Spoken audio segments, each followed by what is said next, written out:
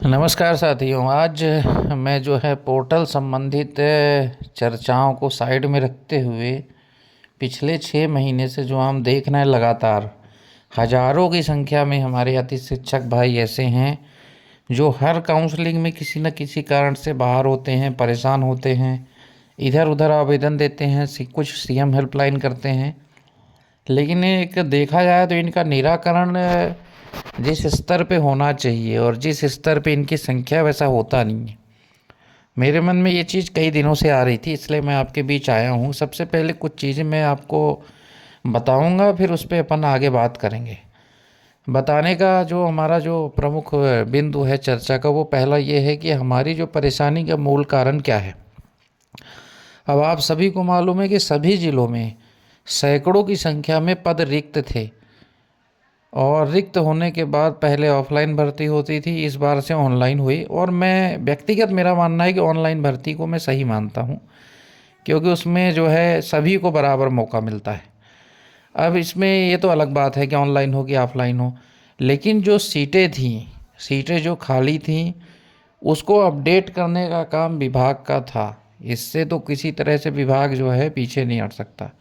इस संबंध में पहली चरण की काउंसलिंग होने के बाद शाला प्रभारियों को निर्देश जारी हुए थे कि आप अपने अपने स्कूलों की सीटों को अपडेट करें।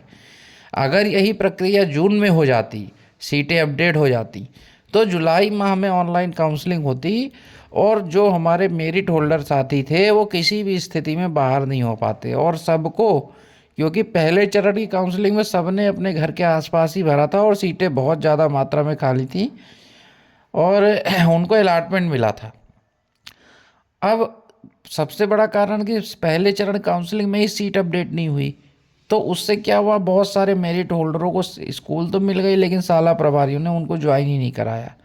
और कुछ टेक्निकल इशू भी थे कि रिक्वेस्ट सेंड नहीं हुई, कि रिक्वेस्ट एक्सेप्ट नहीं हुई, शाला प्रभारी के आईडी में दिखी नहीं।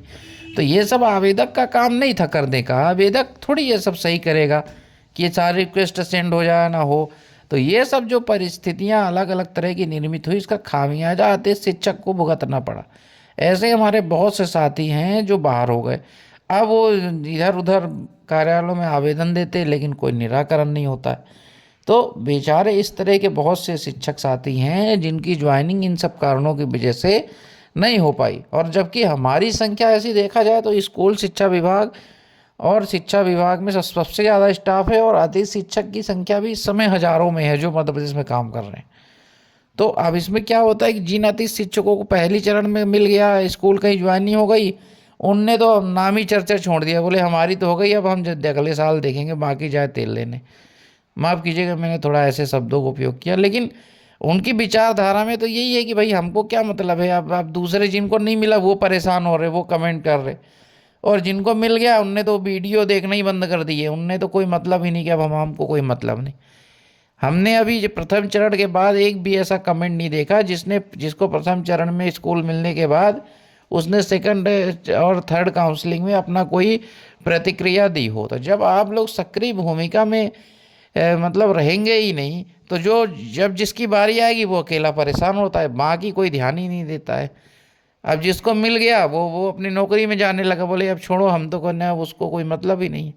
तो ऐसे में कोई समाधान नहीं निकलता है। और जो परेशान है वो भी सोचता है कि किसी तरह हमारा हो जाए, हम भी जी छूटे हमारा। तो जब तक सक्रिय रूप से सबकी भूमिका सम्मिलित रूप से नहीं रहेगी किसी भी मुद्दे पर, जब तक कैसे निराकरण होगा। ये सब जैसे सीटें अपडेट करने का एक लेटर निकला था पहली काउंसलिंग के बाद सेकंड काउंसलिंग के पहले, इसको तो पहले ही निकल जाना चाहिए था, ये भी विभाग का काम था। अब वर्तमान में भी वही स्थिति बन रही कि जो पहले दूसरे तीसरे चरण में जिनको स्कूल मिल गई, वो सब आवेदक साथी मतलब ठंडे होके बैठे हुए, और जो बेचारे जिनको नहीं मिली, जो बाहर है, जिनके नंबर कम हैं, वो इधर उधर परेशान हो रहे।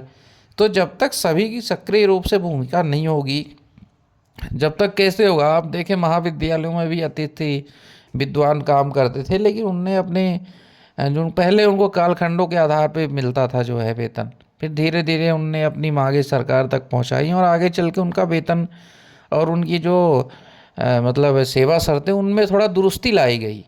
उनको ये सब विसंगतियों का सामना नहीं करना पड़ता है कि पोर्टल में रिक्वेस्ट भेज दी, अब रिक्वेस्ट स्कूल पहुंची ही नहीं, अब आवेदक परेशान है कि वो एक्सेप्ट कैसे करे, रिकॉर्ड नॉट फाउंड आ रहा है। अरे तो ये सब आवेदक कैसे करेगा यार, उसका काम थोड़ी है।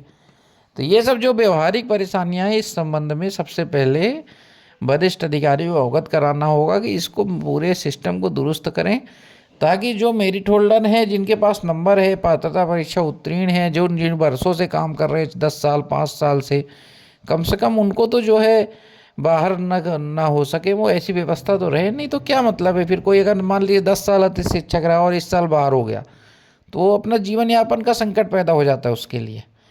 तो मैं आज इन सब बिंदुओं पे थोड़ा चिंता कर रहा था। मुझे लगा कि जो है एक बार आप लोगों के बीच भी इस बिंदु को रखना चाहिए कि हमको क्या अपना अपना नहीं देखना है, हमको क्या है बेहतर सिस्टम की मांग रखनी चाहिए। हम अतिथि शिक्षक के रूप में कार्य बहुत से लोग बाहर जाके कर रहे हैं, 100 किलोमीटर 50 किलोमीटर भी लोग जा रहे हैं।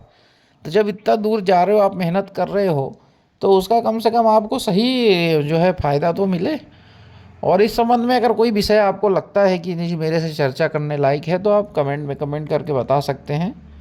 और अंत में जो हमारे अति शिक्षक साथी वीडियो देख रहे हैं, उनसे निवेदन है आप एक बार चैनल को सब्सक्राइब जरूर करें। आप जो है एकत्रित होके और जो हमारे अलग और भी साथी हैं, सबसे जुड़ के हमको आगे भी निरंतर अपने भविष्य को सुरक्षित करने के लिए काम करना है।